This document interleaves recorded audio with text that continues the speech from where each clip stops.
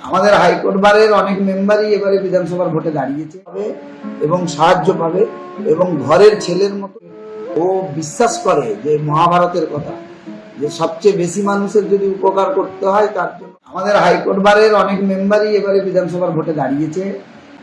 তাদের মধ্যে উল্লেখযোগ্য আমি একজনের কথা বেশি করে বলবো, বাকি সবাই খুবই ভালো, কিন্তু একজনের কথা ভালো করে না বললে নয়। তার নাম হচ্ছে তরুণজ্যোতি তেওয়ারি।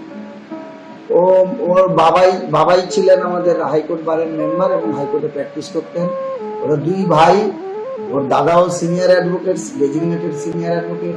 ও বিশ্বাস করে যে মহাভারতের কথা, যে সবচেয়ে বেশি মানুষের যদি উপকার করতে হয় তার জন্য প্রধান পথ হচ্ছে রাজনীতি। রাজনীতির মাধ্যমেই সবচেয়ে বেশি মানুষের উপকার করা যায় এবং বেশি মানুষের সেবা করা যায়।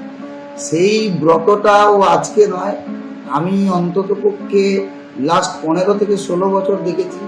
ও অত্যন্ত সৎ, নির্ভীক, সাহসী এবং ও অলওয়েজ যে কোনো মেম্বার, মানে সে যদি অ্যাডভোকেট হয়, আমাদের বারের মেম্বার হয়, সেটা তো বটেই, এছাড়াও এমনি কেউ যদি যে কোনো অসুবিধায় ওর কাছে পৌঁছায়, ও জান প্রাণ দিয়ে তার উপকার করার চেষ্টা করে।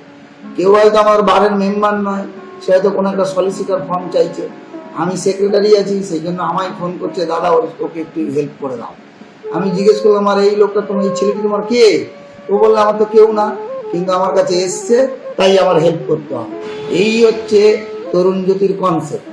তরুণজ্যোতি কাউকে উঁচু গলায় ঝগড়া করেছে, কাউকে একটা বাজে কথা বলেছে, আমি কোনোদিনই শুনিনি। বারে এরম ওর কোনো রেকর্ডই নেই। আর সবচেয়ে বড় কথা, ও ছোট একটা জুনিয়র ছেলের থেকে সিনিয়র মেম্বার সবার সঙ্গেই সম্মান দিয়েই কথা বলে। খুব ভালো ছেলে। ও শুনেছি বিজেপির তরফ থেকে রাজারহাট গোপালপুরে ক্যান্ডিডেট।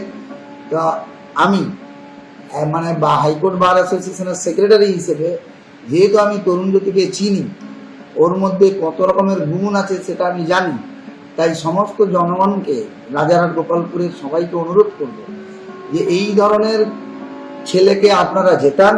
কারণ সমাজে এই ধরনের সৎ, ভদ্র, ভালো, সবাইকে নিয়ে মিলেমিশে চলা এইরকম লোকের প্রচণ্ড অভাব। ও এতটাই ভালো, আজকের দিনে যে ডাটি পলিটিক্সে ও মানানসই নয়, কিন্তু যদি এলাকার উন্নয়ন, নিজের এলাকার এমএলএর কাছে লোকের অনেক রকমের প্রয়োজনীয়তা থাকে।